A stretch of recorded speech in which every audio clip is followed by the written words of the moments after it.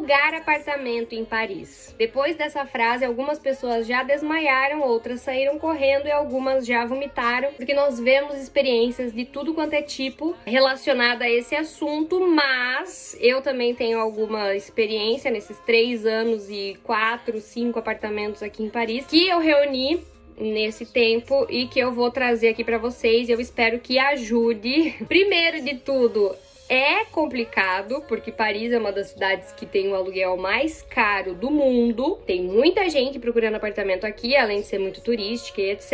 Mas uma coisa que precisa ter é calma e paciência. Pode ser, principalmente se você for um estudante estrangeiro sem muito dinheiro, um trabalho full-time job, assim, que você vai ter que se dedicar antes, durante e depois para conseguir alugar o apartamento, mas eu espero que as minhas dicas vão te ajudar aqui. Bom, eu não recomendo você pesquisar apartamento com muito tempo de antecedência, porque os apartamentos aqui, eles são alugados muito rápido, as coisas acontecem muito rápidas, então assim, são questões de dias ou que no máximo semanas. Então não adianta você começar a procurar apartamento agora para 2 meses, 3 meses. Sempre melhor, o mais próximo. Eu sei que isso é um pouco contraditório. Você vai ter mais possibilidades, mais oportunidades quanto mais próximo da sua data de mudança. Porque um apartamento fica disponível para alugar hoje, amanhã, se o proprietário quiser, ele já aluga. Então, por causa disso, normalmente não tem, assim, com muito tempo de antecedência também, apartamentos disponíveis. E eu estou focando aqui em Paris e falando sobre a minha experiência. Pode ser que a sua experiência tenha sido diferente, do vizinho, da prima, da irmã tenha sido diferente. Eu tô falando o que funcionou pra mim, o que eu aprendi com esse tempo. E se você também tiver algumas outras dicas, pode deixar aqui nos comentários. Mas eu estou falando sobre Paris, focando sobre Paris. Dá pra usar as mesmas coisas pra outras cidades e tô focando também na minha experiência. Vamos começar com as nomenclaturas. Algumas nomenclaturas que eles usam aqui são chambre de bonne, que são o último andar dos edifícios haussmannianos, que tem um vídeo sobre os edifícios haussmannianos aqui no meu IGTV, falando sobre a arquitetura deles. Mas as chambre de bonne são os antigos quartos de empregadas que são no último andar dos edifícios haussmannianos. Então são as janelinhas lá no telhado, que antigamente eram vários quartos das empregadas, das pessoas que moravam nos apartamentos embaixo, e hoje são pequenos estúdios para estudantes, normalmente por serem mais baratos. Então eles chamam de chambre de bonne. Algumas dessas chambre de bonne não vão ter banheiro, vai ser o banheiro comunitário, você vai ver isso nos anúncios. É um banheiro que fica no palier, no corredor. Então pode ser que tenha assim um fogão, uma geladeirinha e um chuveiro, e você não vai ter banheiro dentro da tua chambre de bonne. Normalmente elas têm uns 10 metros quadrados, mas vai ter um banheiro comunitário no corredor. Algumas pessoas já compraram 2, 3 chambres de bonne e juntaram para fazer um apartamento maior. Enfim, você vai achar coisa de tudo quanto é tipo nos anúncios. Mas só pra você saber que chambre de bonne normalmente são os últimos andares dos apartamentos. Outra nomenclatura que precisa saber é colocation, que nada mais é do que uma república, então um apartamento dividido entre 2 ou mais pessoas, que também é uma prática muito comum aqui. E podem ter diversos quartos, normalmente a burocracia é menor, assim como o preço é menor também. Outra nomenclatura são os estúdios e as kitchenettes, que são as kitchenettes, que podem ser, como eu falei, várias chambres de bonne que foram juntas, ou outros apartamentos menores, enfim, mas aí normalmente são um pouco maiores do que as chambres de bonne, ou podem ser as próprias chambres de bonne. Usam os termos estúdio e kitchenette também. Se ele falar estúdio, normalmente o banheiro vai estar dentro, mas não necessariamente. E aqui eles também dividem os apartamentos em em peças. Então, quando você vê escrito T2, significa que são 2 peças. Pode ser uma sala e cozinha juntas e um quarto.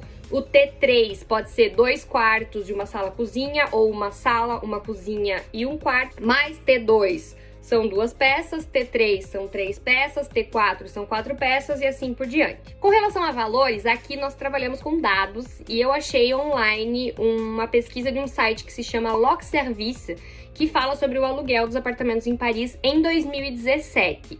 Só que eu tomei a liberdade de adaptar pelo que eu vejo nos sites de locação de apartamento de hoje.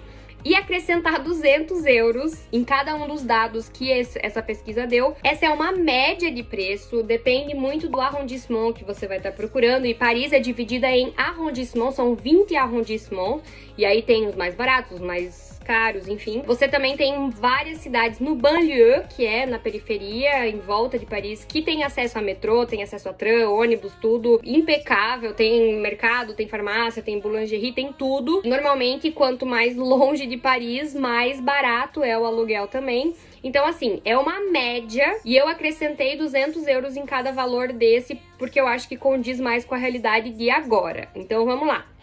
Para uma chambre de bonne, ele considerava 400 euros. Então, hoje eu digo que tá uns 600 euros uma chambre de bonne de uns 10 metros quadrados. 765 euros para um quarto de até uns 12 metros quadrados em uma colocação. 1.028 euros para um estúdio de até 21 metros quadrados. 1.180 euros para um apartamento de até 29 metros quadrados. 1.456 euros para um T2 de até 39 metros quadrados, 1.973 euros para um T3 de até 60 metros quadrados, e esses valores são para apartamentos ok, que estão no estado ok, e como eu falei, é uma média, quanto mais longe de Paris, mais caro, dependendo do nível que você quer ter, do local que você quer morar, esses valores variam muito, mas essa é uma média. Aonde procurar? Paris tem 1 milhão de imobiliárias. Paris é muito turística também. Os Airbnbs tem maior treta aqui por causa do Airbnb, que daí tá tirando a quantidade de apartamentos para as pessoas que moram aqui, enfim.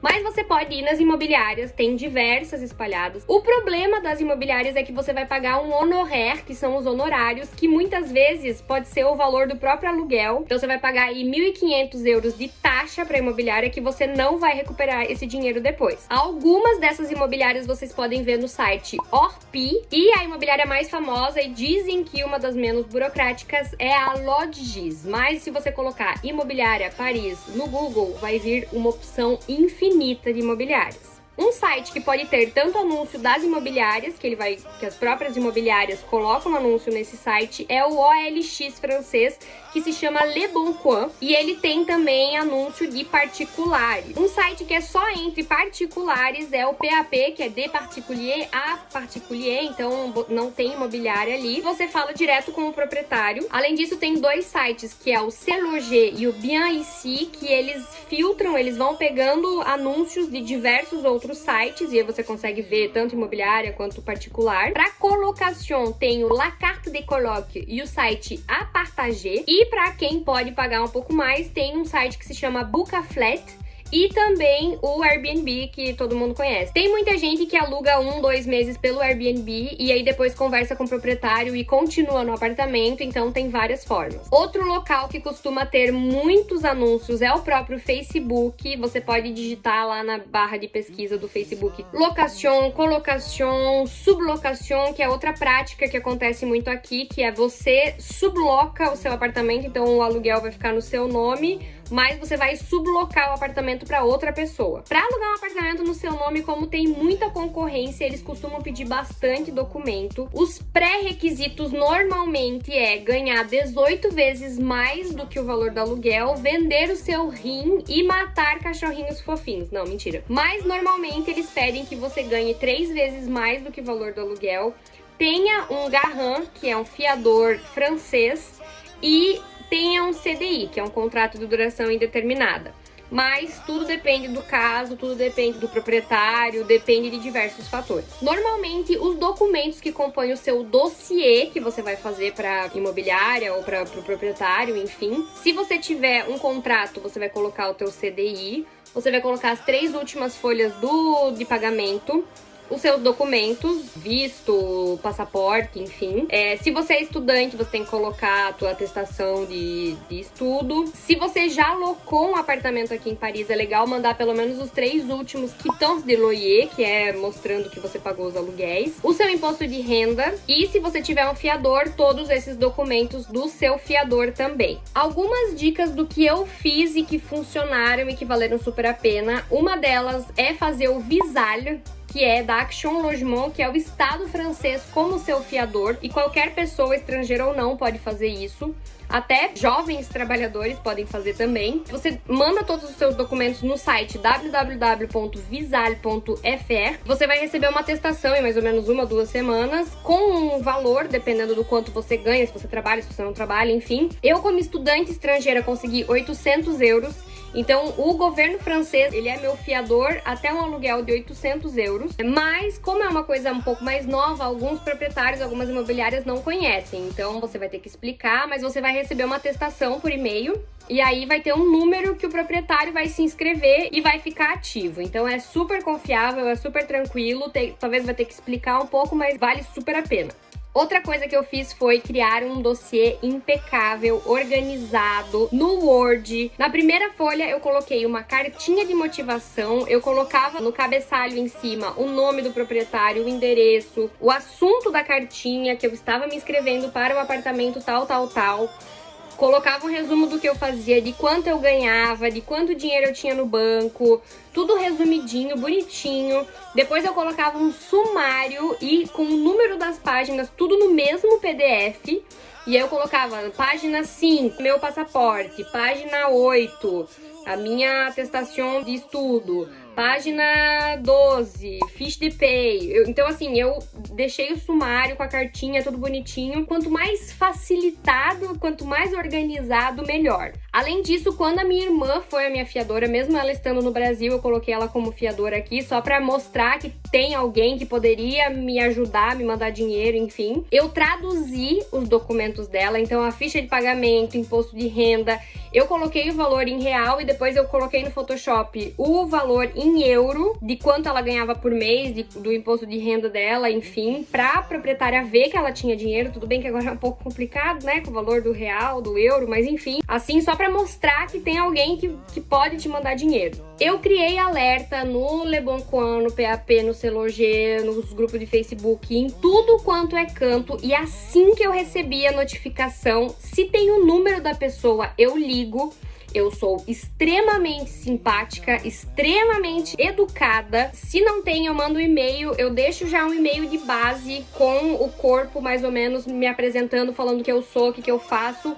Eu acho muito importante a gente não perder tempo. Você já tem que mandar qual que é o teu revenu, que é quanto você ganha por mês, falar que você tá interessada, puxar um pouco o saco da pessoa. Aí, quando dava certo, a pessoa falava, não, vamos fazer uma visita então. Se ela me mandava 2 dias, tipo, eu vou fazer na terça e na quinta, às 11 às 3, eu pegava o primeiro horário, porque se eu deixar pra ir no segundo dia, no primeiro dia a pessoa já pode alugar o apartamento pra primeira pessoa. Eu tentava ligar por primeiro e ser a primeira visita, pra pessoa não ter possibilidade de falar que não vai alugar pra mim, que já alugou pra outra pessoa. Depois que eu saía da visita, eu reforçava que eu tinha gostado do apartamento, mandava SMS, mandava e-mail, reforçava que eu queria ficar com o apartamento, que eu queria alugar o apartamento, etc, etc, etc. Porque assim, a gente tem que pensar que a pessoa, ela não te conhece. As leis aqui na França favorecem o locatário. Aqui existe a trêve invernale, que é nos períodos de inverno, ninguém pode expulsar. Mesmo se você não pagar o seu aluguel, o proprietário não pode te expulsar do apartamento. E todas as leis beneficiam sempre o locatário. Então a pessoa, ela precisa sentir confiança em você, ela precisa se sentir confortável, saber que você vai pagar o aluguel. Não tenha medo de falar de dinheiro, porque a pessoa quer alugar o apartamento para receber dinheiro. Então você tem que deixar claro que você tem meios de pagar esse aluguel, que você vai pagar o aluguel, que a pessoa pode confiar em você, que você vai cuidar do apartamento, que você amou o apartamento. Então fale, puxe saco, não vamos exagerar ali, ligar pra pessoa 2 horas da manhã também, mas assim, deixe claro que você tem a intenção de alugar o apartamento, não demora 2, 3 dias pra falar com a pessoa, porque senão ela vai alugar pra outra pessoa. Então é isso, essas foram as dicas que eu usei, que deram certo, que funcionaram pra mim. Eu espero poder ter ajudado vocês um pouco, eu sei que é um processo que muitas vezes é chato, a gente precisa de paciência, precisa de calma, a gente quer jogar tudo pro alto e enfim, mas vai dar tudo certo. Qualquer dúvida deixem nos comentários aqui embaixo e boa sorte!